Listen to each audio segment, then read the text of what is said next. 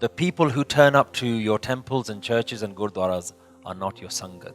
So the question you then have to ask yourself is, where should I go to find the right, true company of holy masters?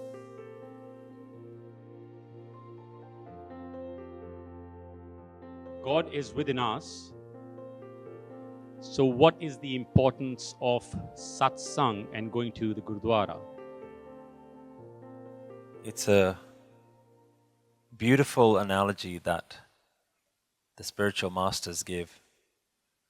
And they say, I've heard of heaven, and I know that everyone wants to go to heaven when they die.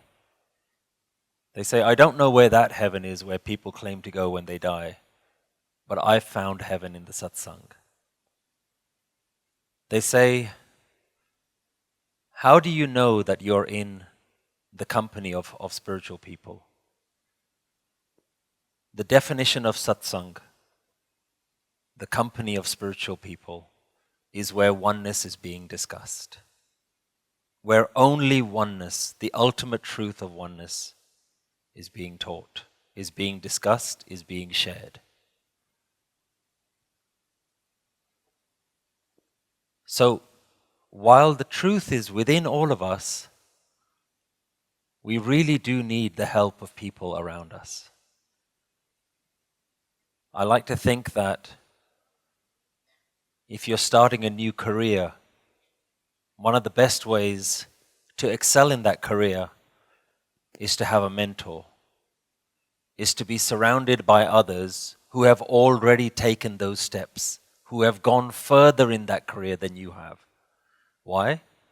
So you can learn from their mistakes, you can benefit from their experience. So that is the value of going and spending time with other people who are in this same stage of life as you, where they're prioritizing their spiritual growth over worldly growth. Now, I know that is not what the question was asking. But that is the real meaning of satsang. The truth of the matter is that that is not what we experience when we go to the Gurdwaras, when we go to the temples, when we go to our churches. What we experience is simply a tribe, a group of people that we have identified with, that we align ourselves with. Whether those people are in search of that higher truth or not, the truth of the matter is that all human beings feel like they want to connect to a tribe. I like to think that the human being is not a polar bear. There are certain animals that are created to just live their entire life on their own. But humans, we're not like that. We really crave that interaction, which is why we align ourselves with groups.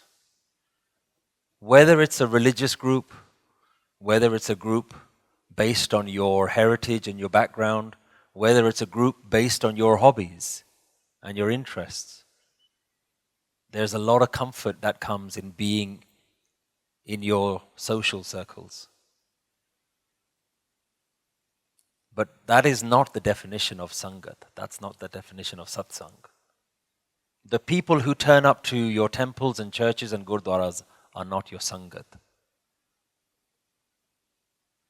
The word Sangat comes from Sang, those who are close. The word Sang means to be close to someone. Those who are close to the divine, those who are close to the ultimate truth, satsang. There is immense value in us spending time with them. But you can take confidence in knowing that you may not be finding them in the places where you think they are. So the question you then have to ask yourself is, where should I go to find the right, true company of holy masters?